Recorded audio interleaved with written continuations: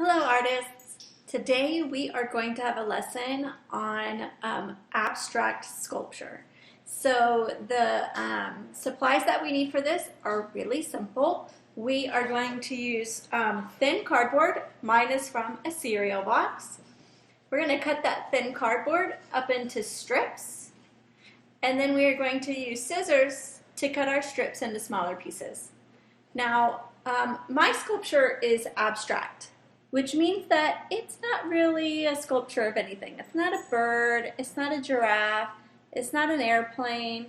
It's just a lot of shapes put together to become three-dimensional.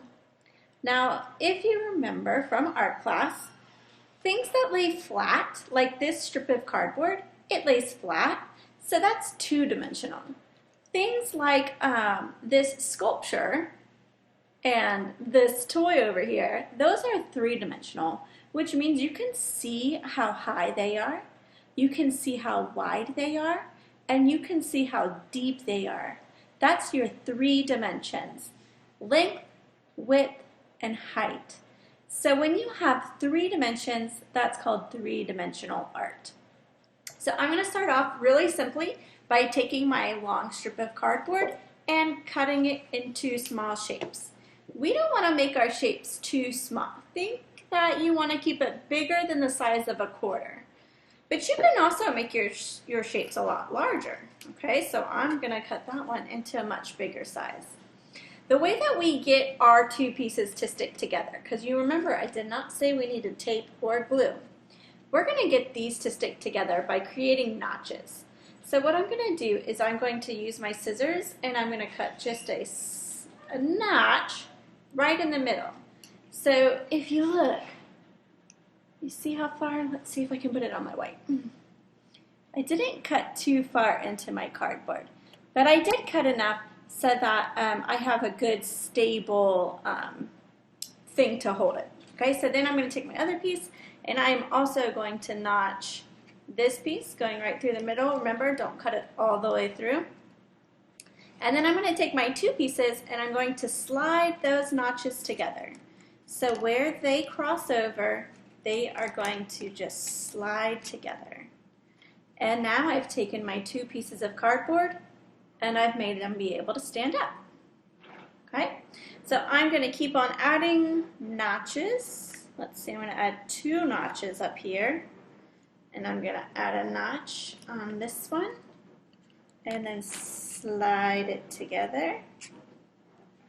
Okay, nice and tight. And now I am beginning to work on my 3-dimensional sculpture. Now, you can turn this into something. It does not have to be abstract. So if you start to see something take shape, like maybe it's starting to look like an airplane. Okay, so if you look at this one, it might start to look like an airplane to you.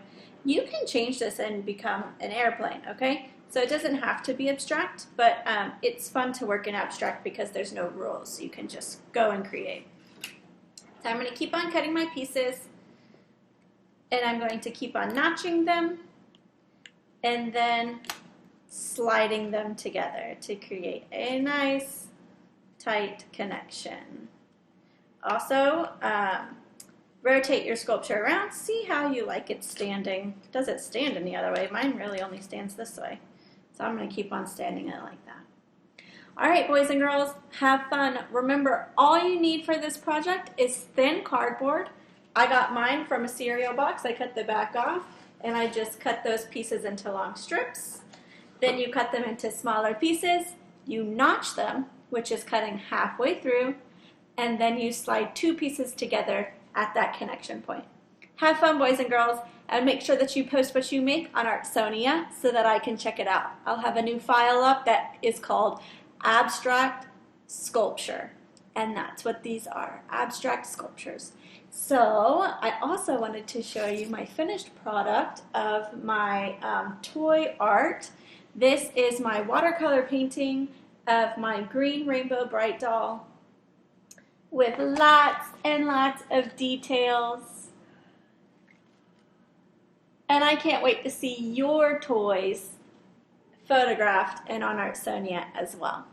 All right, boys and girls, have a great rest of your day, and I'll see you tomorrow. Bye.